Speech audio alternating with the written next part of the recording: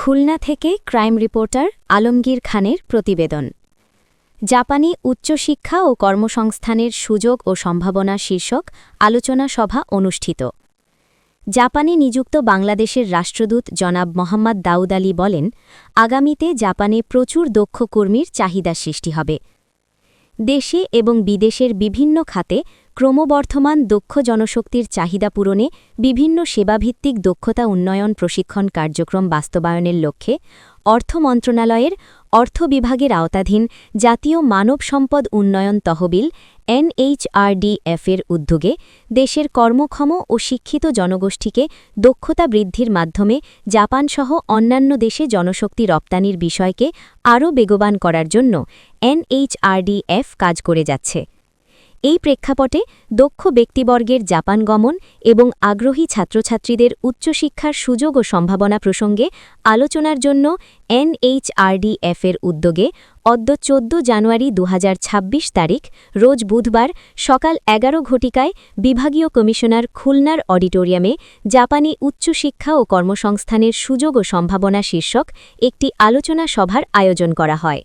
উক্ত সভায় জাপানি নিযুক্ত বাংলাদেশের মান্যবর রাষ্ট্রদূত জনাব মোহাম্মদ দাউদ আলী প্রধান বক্তা এবং জাতীয় মানব সম্পদ উন্নয়ন তহবিলের ব্যবস্থাপনা প্রচালক ও CEO জনাব মোহাম্মদ তৌহিদুর রহমান সাবেক সচিব প্রধান অতিথি হিসাবে মূল্যবান বক্তব্য প্রদান করেন।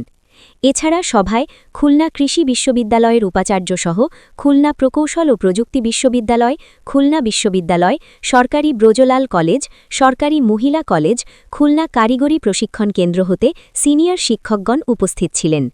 এছাড়াও বিভাগীয় কমিশনার অফিসের কর্মকর্তাগণও সভায় উপস্থিত ছিলেন। উক্ত আলোচনা সভায় সভাপতিত্ব করেন খুলনার বিভাগীয় কমিশনার ও সরকারের অতিরিক্ত সচিব জনাব মোহাম্মদ মুখতার আহমেদ। জাপানি নিযুক্ত বাংলাদেশের মান্যবর রাষ্ট্রদূত জনাব মোহাম্মদ দাউদ আলী তার বক্তব্যে উল্লেখ করেন, জাপানি বয়স্ক জনগোষ্ঠী বাড়তে থাকায় এবং যুব কর্মগোষ্ঠীর স্বল্পতা থাকায় আগামীতে জাপানে প্রচুর দক্ষ কর্মীর চাহিদা সৃষ্টি হবে। আর এই চাহিদা কারা পূরণ করবেন তা পুরোপুরি নির্ভর করবে সেবা বা কারিগরি খাতে দক্ষতা এবং জাপানি ভাষাজ্ঞানের ওপর। জাপানি বিদেশি কর্মীর এই ক্রমবর্ধমান চাহিদা বাংলাদেশের জন্য জনশক্তি রপ্তানির বড় সুযোগ তৈরি করেছে, কারণ বাংলাদেশের রয়েছে এক বিশাল যুব কর্মশক্তি। তবে সেই সুযোগকে কাজে লাগাতে হলে আগ্রহীদের এক্ষুনি যথাযথ প্রস্তুতি নিতে হবে। তিনি আরও বলেন, জাপানে প্রতি বছরে বিভিন্ন খাতে দক্ষ জনবলের প্রয়োজন হবে। অধিকন্তু জাপানি প্রায় বিনামূল্যে স্নাতক ও স্নাতকোত্তর পর্যায়ে উচ্চশিক্ষা গ্রহণেরও সুযোগ রয়েছে। এজন্য প্রয়োজন হবে জাপানি ভাষা শিক্ষা জানা।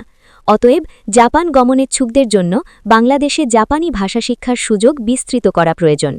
মান্যবর রাষ্ট্রদূত আরও উল্লেখ করেন যে জাপানস্থ বাংলাদেশ দূতাবাস এ প্রসঙ্গে জাপান সরকারের বিভিন্ন দফতরের সাথে আলোচনার মাধ্যমে এই সুযোগ আরও বিস্তৃত করার প্রচেষ্টা অব্যাহত রেখেছে।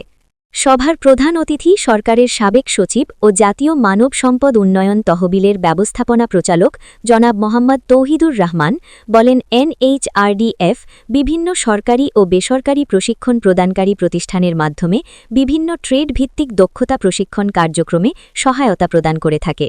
তিনি আরও বলেন, জাপানের শ্রমবাজারের জন্য জনশক্তিকে প্রস্তুত করতে অগ্রাধিকার ভিত্তিতে সেবা বা কারিগরি খাতসমূহে NHRDF-এর অর্থায়নে কিছু প্রশিক্ষণ কার্যক্রম চলমান রয়েছে। মান্যবর রাষ্ট্রদূতের বক্তব্যের প্রেক্ষিতে NHRDF-এর ব্যবস্থাপনা প্রচালক ভবিষ্যতে জাপানি ভাষা শিক্ষা কার্যক্রমকে প্রসারের আরও উদ্যোগ গ্রহণ করা হবে বলে জানান।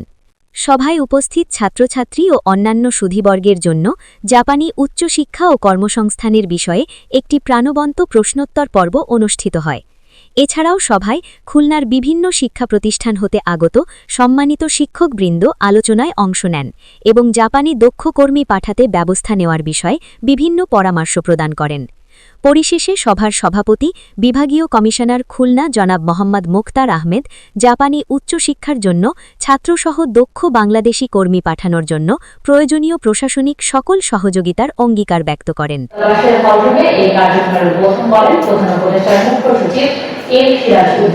তিনি দূতাবাস সেবা কার্যক্রম শুধু টোকিও কেন্দ্রিক না রেখে জাপানের বিভিন্ন নগরীতে অস্থায়ী ক্যাম্পের মাধ্যমে প্রদানের সিদ্ধান্ত নেন। বাংলাদেশের শিক্ষার্থীদের জাপানে উচ্চশিক্ষা